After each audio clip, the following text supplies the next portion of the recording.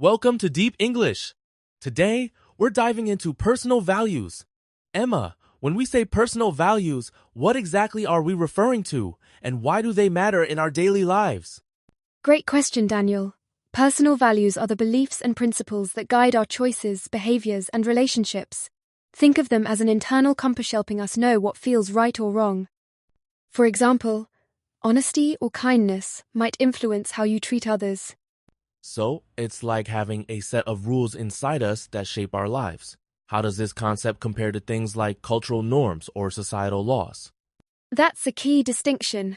While laws and norms are external and shared by groups, personal values are deeply individual.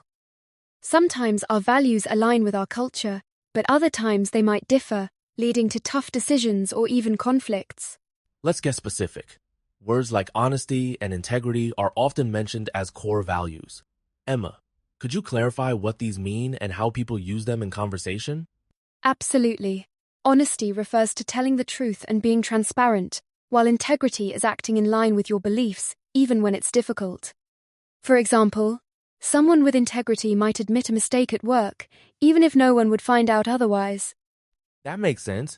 I've noticed phrases like, what matters most to me is honesty. How do such structures help us express our values clearly in English?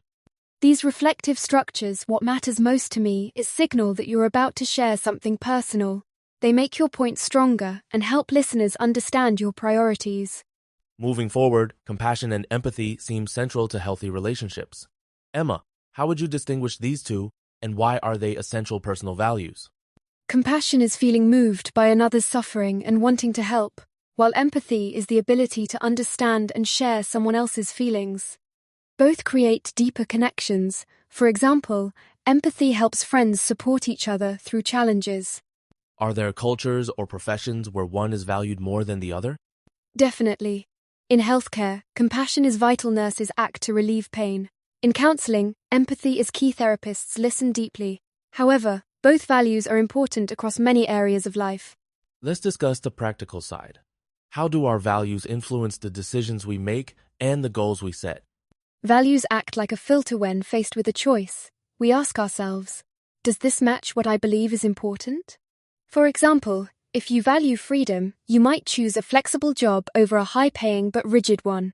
That ties into the English phrase, the reason this is important is because, can you give an example using a real-life decision? Sure. The reason this is important is because I want to spend more time with my family. Here, valuing family guides the person's career choice. Our values aren't fixed forever. Emma, what drives changes in our personal values as we grow older or experience new things? Life events like moving abroad, starting a family, or facing challenges can shift what we care about. For instance, someone who once prioritized success might begin to value well-being more after a health scare. That reminds me of the phrase, I've come to realize that. How does this help us talk about changing values? Using I've come to realize that signals personal growth. For example, I've come to realize that happiness means more to me than money. It shows you've reflected and changed. For English learners, what are some effective ways to talk about values using natural, reflective language? Phrases like, one thing I've always valued is, it's important to me because, or, if I hadn't changed my values, I wouldn't be who I am today are excellent. They help you communicate depth and reasoning. Can you provide a model sentence using one of these structures? Of course! One thing I've always valued is honesty because it builds trust in every relationship. Listeners can practice substituting different values and reasons. Let's compare cultures. Are there differences in which values are prioritized around the world? Absolutely. For example, many Western cultures emphasize individualism and freedom, while some Asian cultures prioritize harmony and respect for elders. The World Values Survey found that 85% of people in Sweden rated independence as very important, versus 40% in Japan. How can learners navigate these differences when communicating in English? Being aware of cultural context is key. When in doubt, expressing your own values with, I believe that, shows respect and openness to dialogue, even if values differ. Let's talk about fulfillment. How does living according to our values lead to a sense of purpose or satisfaction? Psychologist Abraham Maslow argued that self-actualization, reaching your full potential, comes from living authentically. For example, someone who values creativity finds joy in art, even if it's not their career.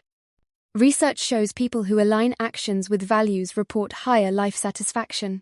Are there practical steps learners can take to identify and live their values? Journaling, setting goals based on your values, and reflecting with questions like, did my actions today match what matters to me? Are helpful. Even small daily choices count. Now, let's focus on pronunciation and practice. Emma, can you guide listeners through key sentences that express values, emphasizing natural stress and intonation? Certainly. Repeat after me. What matters most to me is honesty. Notice how we stress matters most and honesty. Try. I believe that compassion changes lives. Emphasize believe and compassion. That's helpful. Can listeners try forming their own sentences with, if I hadn't, I wouldn't? Absolutely. For example, if I hadn't valued learning, I wouldn't have moved abroad. Practicing these structures helps build confidence and fluency. To wrap up, let's invite our listeners to reflect. Emma, what's a speaking challenge they can try today to explore their own values in English? Here's a prompt. Talk about a time your values guided a difficult decision.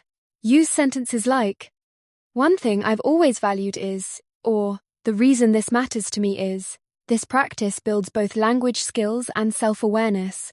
Thank you, Emma. And thank you to our listeners. Remember, exploring your values in English doesn't just improve fluency, helps you express who you are. Until next time, keep reflecting and keep practicing. Thanks, Daniel. Have meaningful conversations, everyone.